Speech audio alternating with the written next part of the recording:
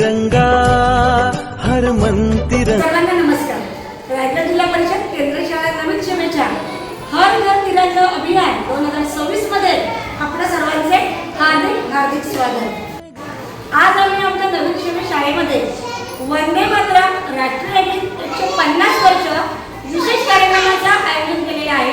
चला तर आपल्या कार्यक्रमाला हर मन तिरंगा, घर घर तिरंगा, हर मन तिरंगा, लहराएंगे हम सब मिलके। 26 मध्ये 150 वर्ष पूर्ण झालेली आहे। 150 म्हणजे 150 इयर्स। त्या निमित्त उपक्रम आहे त्या आज आपल्याला शासनाने 9 तारखेपासून 17 तारखेपर्यंत आपल्याला उपक्रम नेमून दिलेले आहेत।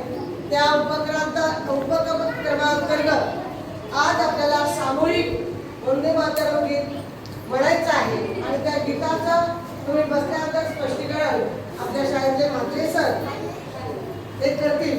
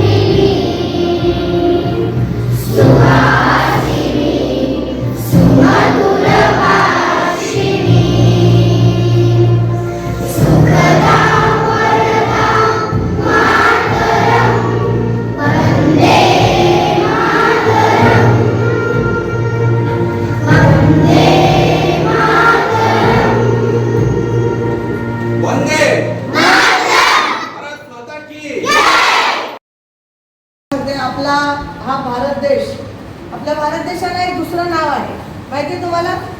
कोणतं नाव आहे रे? हिंदुस्थान। देश परकीयांच्या ताब्यात होता तो 1947 साली। 15 ऑगस्ट 1947 साली स्वतंत्र झाला आणि या स्वतंत्र झालेल्या देशाच्या मातृभूमीचं वर्णन त्यांनी केलेलं आहे।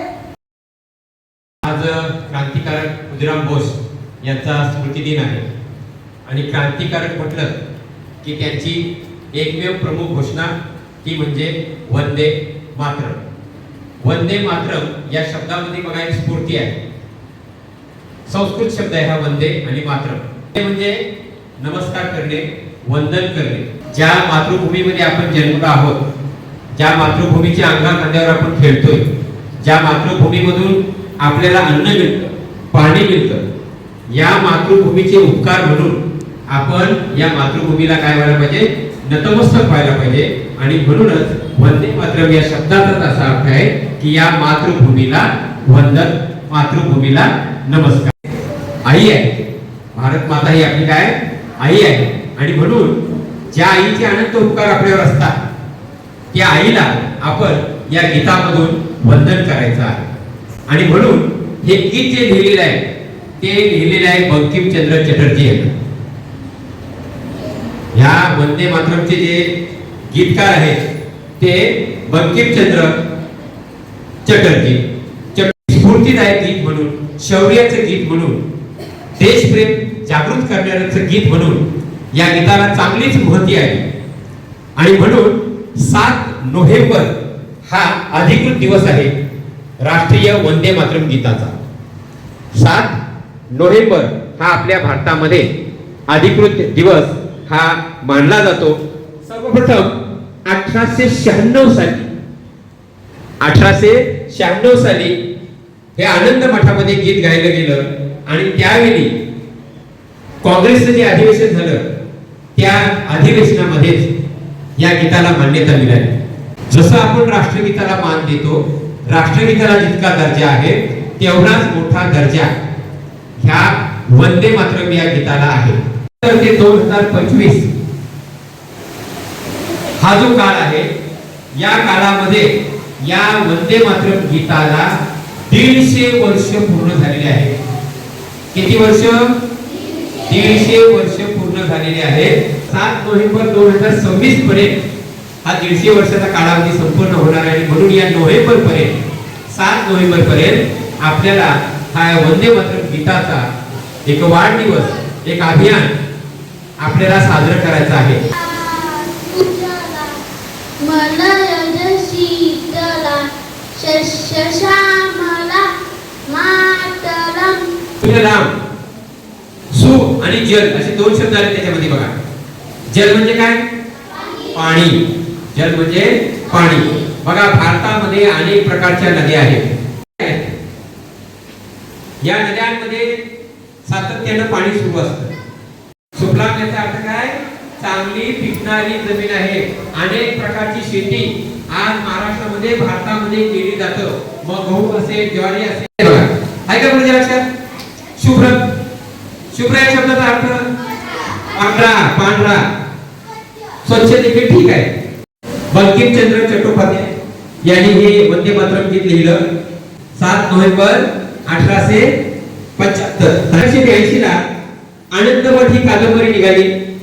1896 साली कलकत्ता येथे जे राष्ट्रीय काँग्रेसचं अधिवेशन झालं, या अधिवेशनामध्ये पहिल्यांदा रवींद्रनाथ टागोर यांनी हे गाणं गायलं. 1905 साली बंगालची फाळणी झाली. राष्ट्रीय गीत म्हणजे वंदे मातरम. कधी बनवलं? तर या ठिकाणी 1905 साली बंगालच्या फाळणीच्या वेळेला. तदनंतर 1930 सालचा इतिहास बघा. स्वातंत्र्य लढ्यामध्ये जे ठिकठिकाणी स्वातंत्र्य लढा झाला इंग्रजांविरुद्ध, त्याच्यामध्ये सविनय कायदेभंग असेल, महात्मा गांधींची अनेक नेत्यांचे उठाव असतील, शेतकऱ्यांचे उठाव असतील, क्रांतिकारकांचे उठाव असतील. या उठावांमध्ये हे राष्ट्रीय गीत सगळीकडे त्याचं गायन करण्यात आलं आणि ते आपल्या देशाचं एक प्रतीकच बनलं गेलं. तदनंतर 15 ऑगस्ट 1947 चा दिवस उजाडला. म्हणजेच आपला स्वातंत्र्य दिन, भारताचा स्वातंत्र्य दिन. याच वेळेला आकाशवाणीवरून हे पहिलं गाणं गायलं गेलं. 15 ऑगस्ट 1947 ला हे गाणं पहिल्यांदा रेडिओवर गाण्यात आलं. तदनंतर बघा 24 जानेवारी 1950 म्हणजे 26 जानेवारीच्या 2 दिवस अगोदर खऱ्या अर्थाने आपला भारताचा देश हा लोकशाही प्रधान झाला. संविधान ज्या दिवशी जन्माला आलं त्याच्या 2 दिवस अगोदर डॉक्टर राजेंद्र प्रसाद हे संविधान सभेचे अध्यक्ष होते. हे डॉक्टर राजेंद्र प्रसाद यांनी वंदे मातरम या गीताला जन गण मन अधिनायक जय या गीताचा समान दर्जा दिला. कारण का तर जेव्हा 1905 साली लॉर्ड कर्झन यांनी बंगालच्या फाळणीचा निर्णय घेतला, ठराव मांडला आणि मग त्याला विरोध करण्यासाठी म्हणून ह्या घोषणेचा आधार घेतला गेला आणि तिथून खऱ्या अर्थानं जरी आपण 1857 पासून जरी स्वातंत्र्य लढा सुरू झाला मानत असलो तरी खरा भारताचा स्वातंत्र्य लढा हा 1905 पासून जेव्हा फोडा आणि राज्य करा, त्या फोडा आणि राज्य करा ते फोडायचं म्हणजे प्रत्येकाला वेगवेगळे करायचे, ताकद उभारायची, त्यांना एकमेकात लढायला लावायचं आणि आपण राज्य करायचं.